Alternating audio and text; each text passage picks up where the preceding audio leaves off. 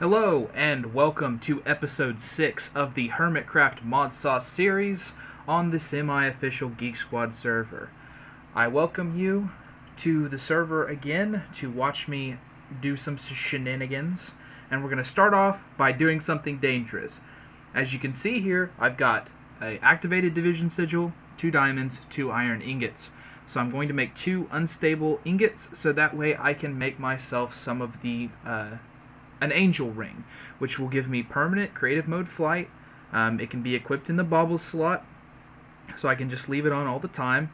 And I figured, hey, why don't we go ahead and go for the actual angel wings for our angel ring. So you can see here I've got 2 feathers, a nether star, 4 gold, and then the 2 unstable ingots are what's going to make the ring. Now, I have to get this done in less than 10 seconds. Let's see if I can get it done. So, hold on shift.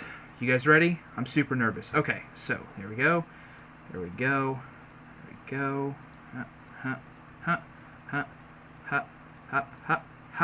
Bam! Got it done. Awesome. Good start to the episode. I managed to not kill myself straight away. Alright guys, I've got some good plans for this episode, but I've got to get some items together before I can start working on them. I will be back with you in just a little bit.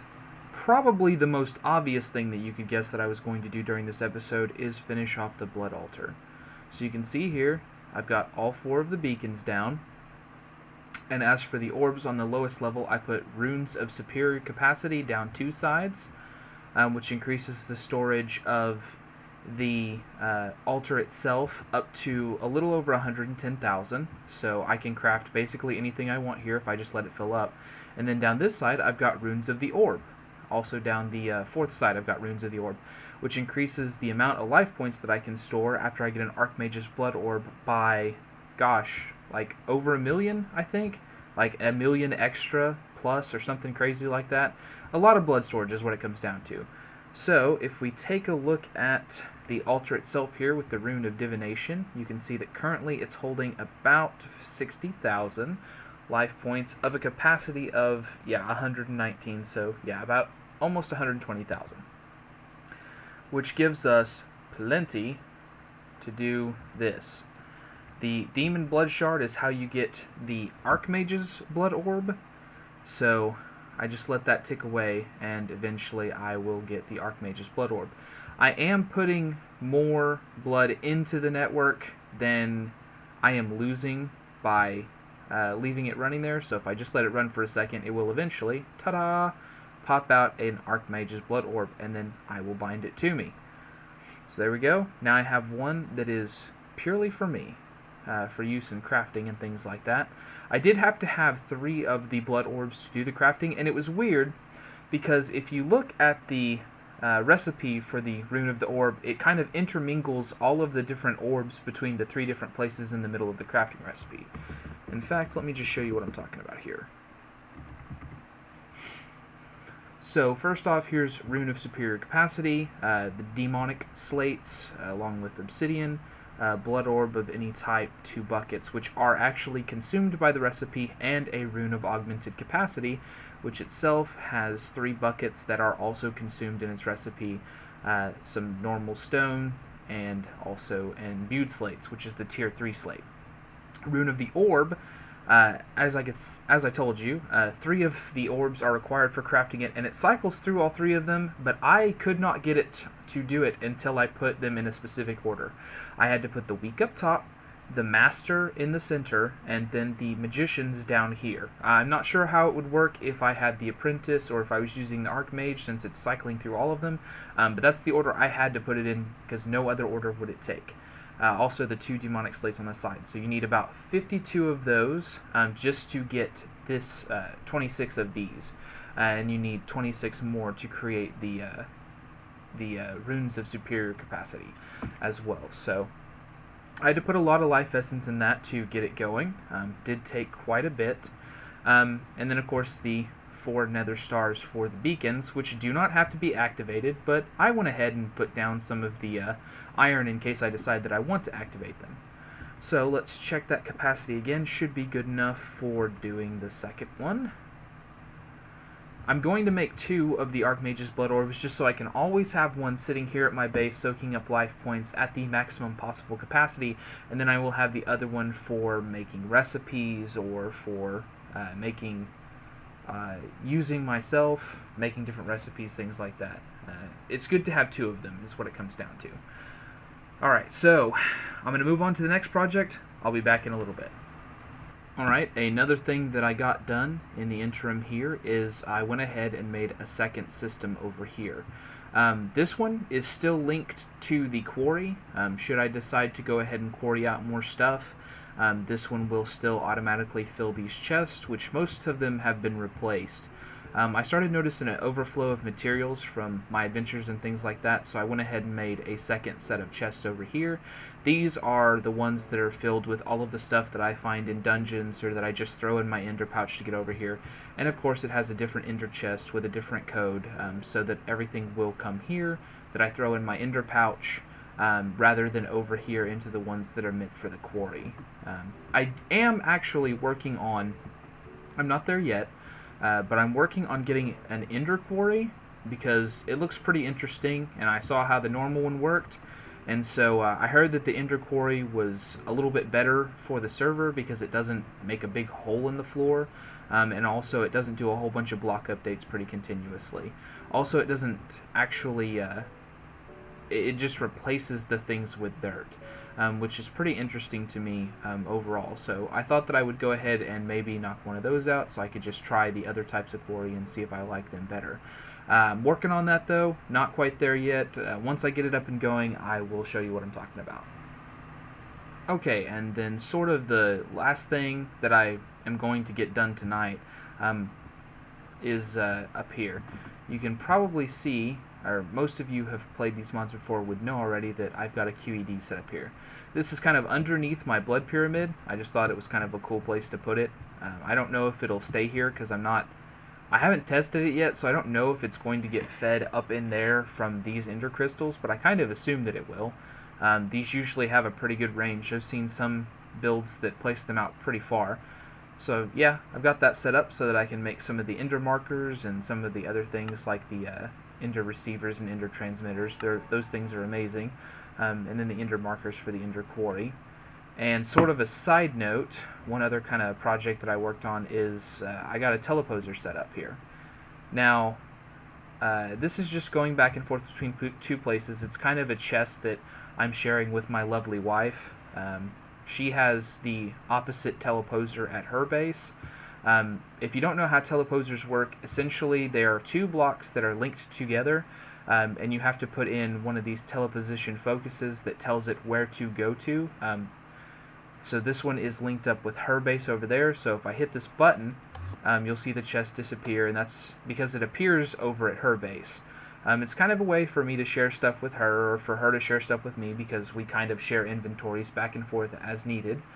So I would throw something in there she needs, press the button, send it to her base, and then she would do the same if she had to send something to me, because there is this exact same setup there.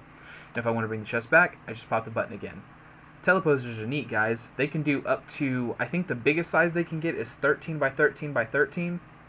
So you can teleport some pretty big structures to alternate locations using these things if that's what you so desire. You could even set up sort of a rotating system if you wanted to, because if you just link a series of these with each other rather than just 2 back and forth, you can have as many locations as you want. Each teleposer you hit would teleport you to the next one. And you can set them up with all kinds of redstone signals, so if you want the lever to be a little bit far away, or to be hidden, or need a redstone torch to activate that would then fall off, or something crazy like that, that is totally something that's possible. If I was on top of that teleposer, I would appear at my wife's base. Same with her. And if I wanted to build like a bigger structure, or have a bigger teleposer focus in there, then I could teleport like whole structures over there if I wanted to. But that's not what I'm doing this time. So just a little side update, and I'll see you guys in a minute with something else. Alright guys, here's my first QED recipe. Some ender markers. You can see there it is totally working. All of the ender flux crystals are being drawn from. So we've got some nice particle effects going there. I'm going to go ahead and just make 4 of them so I can define some pretty good areas for the Ender Quarry that I'm working on. Basically so I can try out a different style of quarry and see if I like it more. The other parts of the Ender Quarry are not too special. The diamond etched computational matrix is some burnt quartz, ender infused obsidian, and 4 diamonds. The burnt quartz is just a block of nether quartz put through a furnace. Then if we look again, we can see there's 2 endothermic pumps, which are quite nice, I know that for sure. Some ender cores and a diamond pickaxe, along with 1 sapling of any kind. So I'm going to get cracking on putting that together, and then we'll hop on over to the mining world and see what it can do for us. And here we go. We've got that ender quarry set up. I'm just letting it build up some RF power. I've attached the Silk Touch upgrade to it, so it should be going ahead and silk touching the ores as it comes out. The Silk Touch upgrades recipe is thus: Ender Quarry base upgrade, 2 redstone, and a golden pickaxe that has Silk Touch enchanted on it. The Ender Quarry base upgrade is 4 of the infused obsidian and a burnt quartz. So not too expensive there. It has a power drain multiplier of 1.5, which means that it will multiply the power used by the Ender Quarry by 1.5. So it has a slightly higher power consumption to use it, but I feel like it's well worth it. Especially what I'd really like to be able to have, of course, is speed upgrades and fortune upgrades, but as you can see, a times 80 multiplier on the power there. I just don't have the infrastructure ready for such a thing to be done. I could also have this Ender Quarry pump upgrade, but again, I don't really have the necessary infrastructure to have it pumping the liquids out. I don't have anything to store the liquids in except for just, I could make a whole bunch of normal tanks, and then I wouldn't have anything to do with them anyways. Plus, what am I going to do with a whole bunch of lava and water, which is probably what it's going to pump out, when I can create infinite lava and water myself thanks to blood magic? So I didn't go for that one. I don't think it's necessary. Alright, I think we've chatted for a moment. We've let it build up quite a bit of RF, so let's go ahead and kick this into high gear. It says that it successfully established the boundary, because I've got the ender markers there pointing out where the boundary is. So I guess now it's going to measure the area and then decide where it wants to start quarrying. We're not going to see any immediate effects from the Ender Quarry, in truth, because it doesn't mine out a big hole in the ground like the other one does. It leaves it all intact, and what it does is it replaces the ores that it mines out with dirt blocks. So we're not going to see any real obvious effect from it. We'll just have to keep checking back on it. Thankfully, the Ender Quarry will tell us when it is done, so it does actually display a message if you right click on it when it is finished. Right there we can see that it is currently scanning the blocks, eating the power to determine where it should be mining. Once it's scanned that entire area of an indeterminate size, because I didn't, really go ahead and count out the blocks as I was placing stuff down, I just kind of placed it down where I felt like it was good, it'll start going to town on it. But again, it's the kind of thing where we just kind of leave it going to do its thing, and we come back to it later. One more thing that I forgot to mention about the Ender Quarry is that it has a lot more intelligent chunk loading mechanics. The normal quarry chunk loads the entire area, so the whole thing that it's going to be working on, it keeps chunk loaded while it's working constantly, because it has to move back and forth and destroy blocks and whatnot, and that's very inefficient compared to the Ender Quarry. It also does have to break all the blocks, which also is very inefficient compared to the Ender Quarry, because as it's breaking blocks, it is causing lag for the server. Now, on the server that we're currently playing on, that's not really an issue. The computer that's running it has quite a bit of specs dedicated to this server, so I'm not terribly worried about it, which is why I didn't feel bad doing this. But this is better for it because it doesn't break blocks, so it doesn't cause the server lag there, and Also, it only keeps 2 chunks loaded. It keeps the chunk that the Ender Quarry is in, and it keeps the chunk that it is mining in. Like wherever it mines out here, starts shooting off its mining beam, it keeps that one chunk loaded and the Ender Quarry's chunk loaded. So it's very good for the server there too. So now I think I can tell you, because I finally got all the stuff together to be able to make it one of the other projects that I had in mind for today's episode. As you may or may not know about me, I really like automating things.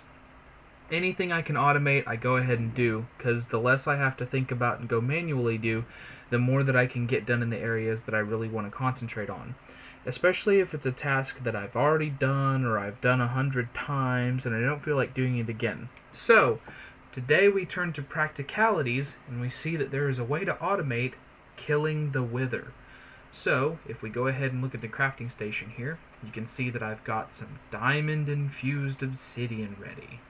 So let me just go ahead and pull that out, and then I need a little bit more of it. I think the total on it is 70 blocks, so that's what I've made here. There is a multi-block structure that you can make in practicalities. This is what the multi-structure is made out of, is this wither block here. It takes 2 5x5 layers on top and on bottom, and then the third layer in the middle is hollow. So you just have to place a ring around the edge of these things, -1. You need 1 wither killer block, which is sort of like the main block for the structure. It's what actually has the interface where you put in wither skulls and also soul sand, and then the block acts as though it was killing a wither, and it goes ahead and gives you nether stars at a pretty decent rate, as long as you can keep it filled with soul sand and with wither skulls. So this is me working towards automating killing of the wither. I'm not quite ready yet. I don't have all the resources I need just yet. I'm waiting on the quarry to finish up a couple of things. I'm pretty out of diamonds, actually. So I'm going to start working towards this in the other direction, like preparing the other items, and then we'll put this together, and then we can see how it works. And here it is. So you can see the structure. Like I said, it's 5 on the bottom, 5x5, sorry, on the bottom, 5x5 on the top, and then there is a central layer that it just goes around the edges. It is hollow in the center. And if we go ahead and put the wither killer block in there, that completes the multi-block structure, and the eyes turn red. The eyes are not normally red. They are dark, I believe, like just totally black. So the red lights mean that it's on. So if we look here, you can see it's got an interface that should look vaguely familiar if you've ever killed a wither before. We take soul sand, put it like that, take wither skulls, do them like that, and then you can hear it start to work, making the sound as though it's actually killing a wither, but it is not. It does not summon a wither, it does not kill it. So it's not anything like lag, it's just a machine that performs a function. You can see there it goes. Made me another star. So I just let this go. It's underneath my base, so it's chunk loaded, and then I come back later and I pick up my nether stars. Periodically, I kill wither skeletons to get more skulls, I get more soul sand, however I want to get it, put it in here, boom, more nether stars. Now, of course, I have an idea for how to automate this farm, even going so far as to continue using the cleaver that I'm currently using in order to get the skulls, so that way it will still have a 100% skull drop rate. But I haven't got the resources yet for that, so that's something I'll have to work towards eventually. I don't know how many nether stars I'll actually need, so it might not even be something that I need to automate, although, as I said earlier, my natural predilection is towards automating it anyways, just for the sake of automating it. So, guys, that's a pretty good accomplishment. I'm feeling really positive about this. I'm going to go get some stuff together for some other projects that I've got to work on. Really, I've got to figure out what next, and then I'll be back. Well, the Well of Souls has been running for a few days now.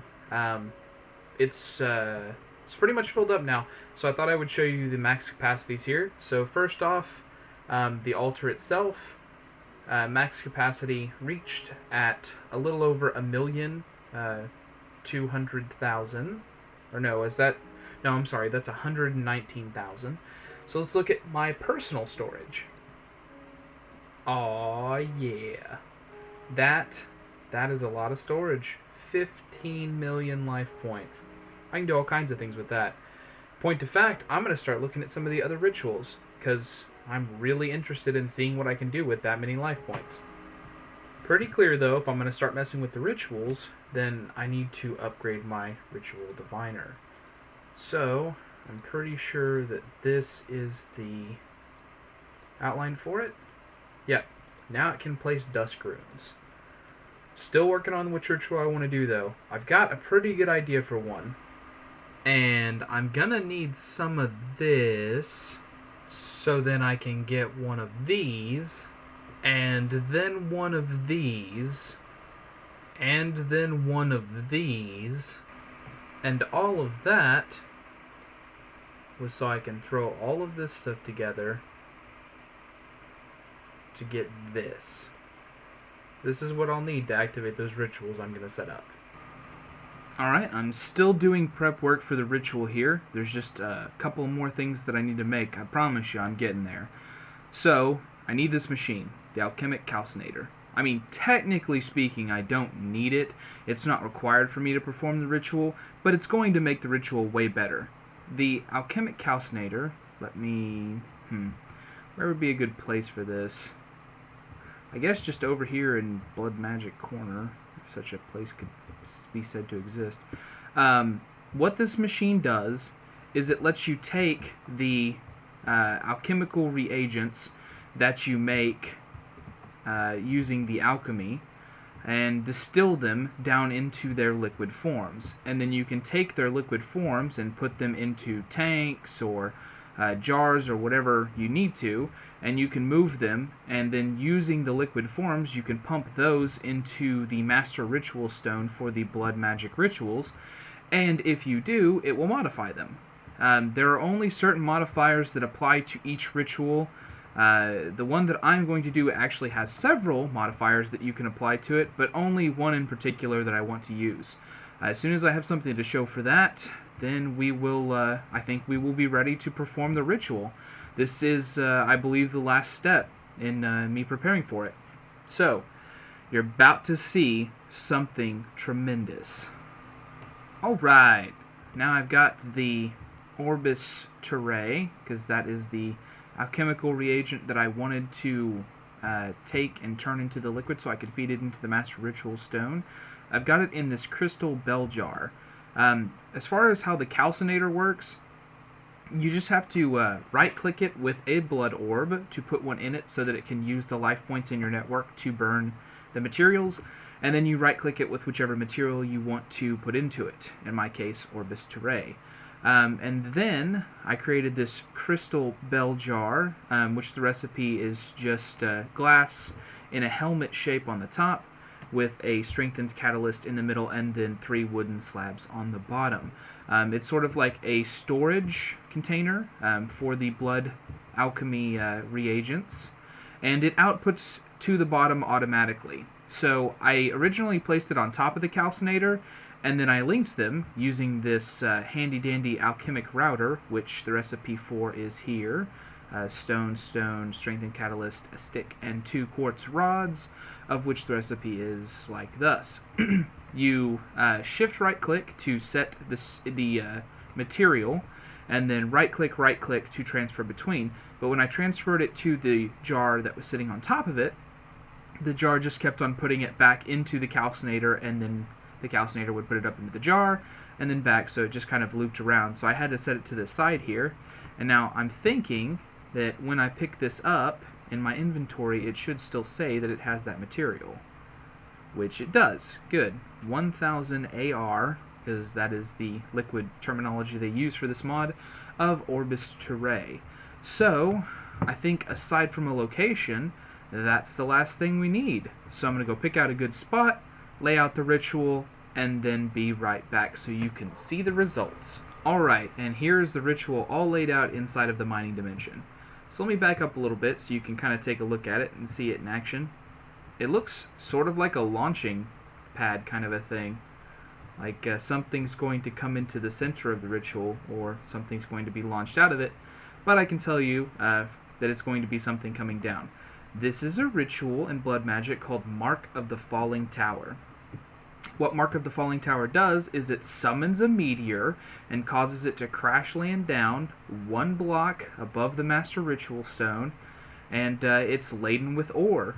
And it depends on which material you use to power the ritual, which type of ore that you get.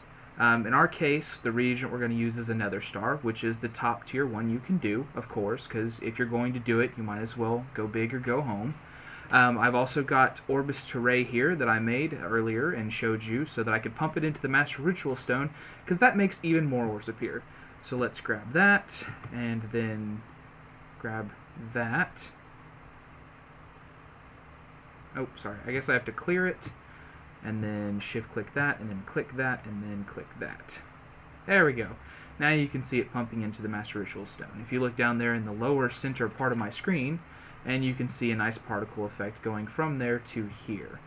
So, let's toss out the nether star, and then activate the ritual. Ah, too weak to push any further. Did I bind the... Yeah, it's bound to me. Hold on a second. Let me try that again. There we go. Let's back up here. Might take it a minute. Oh, there it is. I was told by someone that a single layer of blocks above it was enough to stop it from crashing in and destroying your ritual circle, but I guess that was wrong, so boy did I just lose a whole bunch of ritual stones, a Master Ritual Stone. Oh man, I just lost so much stuff there. Oh well, oh well. Look at this meteor. That's diamond ore there, and Certus quartz, and emeralds, and nether quartz, and the whole thing, I mean, like, all the way through the layers is going to have stuff like that in it. So that's a lot of diamonds. We're going to be plenty stocked for diamonds going forward in the future. So, guys, that is the Mark of the Falling Tower. That's the falling meteor summoned, laden with ores. Hey, check out this haul. So you can see that was a pretty good meteor for us. I'm sure that Orbis Terrae that we pumped into it helped out a whole lot with it. You can see we've got about almost 4 stacks of diamonds, 2.5 stacks of emeralds, almost 6 stacks of nether quartz, and a whole bunch of Certus quartz as well. Sadly, none of that came out charged, but oh well. I've also got some moonstone, which is something I have not gotten yet because I'm not using Ars Magica 2 on this playthrough, or at least I haven't started using it yet. And so I haven't had any of the meteors fall around me. But that's a good start if I do decide to get into it, or maybe I can trade it to somebody who does. Anyways, that's a good point to end the episode on, I say as I look at you with my googly eyes. I hope you enjoyed it. I know I did. Putting the ritual together was a real blast, even if it didn't show up exactly the way that I wanted to in the end. But oh well, summoning meteors is never going to go to plan, I feel. If you did enjoy it, please leave a like on the episode. I'd really appreciate it. And if you want to see more, please feel free to subscribe to the channel, because there's a whole lot more to do in this mod pack, so there's a whole lot more episodes coming. Anyways, guys, I'll see you next time.